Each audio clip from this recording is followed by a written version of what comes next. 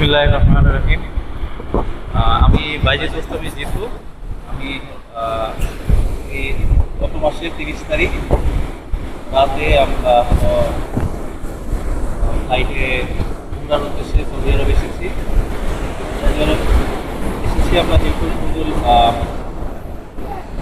এজেন্সির মাধ্যমে। এই এজেন্সির কর্ণধার হচ্ছেন মোহাম্মদ মুফতি হাফেজ মোহাম্মদ সাইফুল ইসলাম। তার তত্ত্বাবধানে আমরা প্রায় 27 জন এখানে উমরা করতে এসেছি। তার উমরা করতে এসে প্রথম রাতেই আমরা উমরা শুরু করেছি এবং ভোরের মধ্যে আমরা তাওয়াফ এবং সাই সম্পন্ন করে তারপরে মাথা মুন্ডন করে আমাদের উমরা সম্পন্ন করেছি। এরপরে আমরা তায়েফে ভ্রমণ করেছি। তারপরে তায়েফে ভ্রমণ করে ওখান থেকে আবার আমরা একটা দ্বিতীয় উমরার একটা সুযোগ পেয়েছি তায়েফের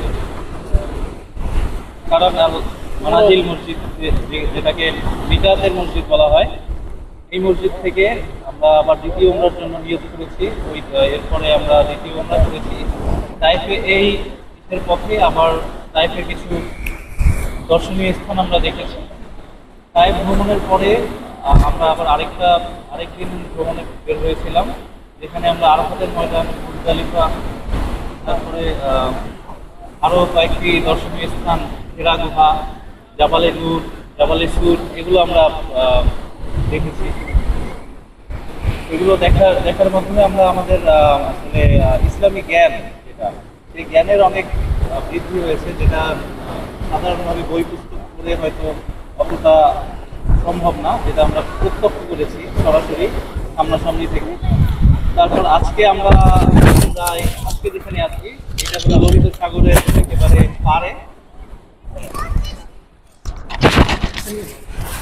তো লোহিত সাগরেরও মধ্যে আরো একটা স্পট থেকে আমরা শুরু করেছি, যে মসজিদে রমা, সেখান থেকে শুরু করে আমরা এখন লোহিত সাগরে আরেকটা পাড়ে আছি আর কি, হিলটন হোটেলের সামনে আছি।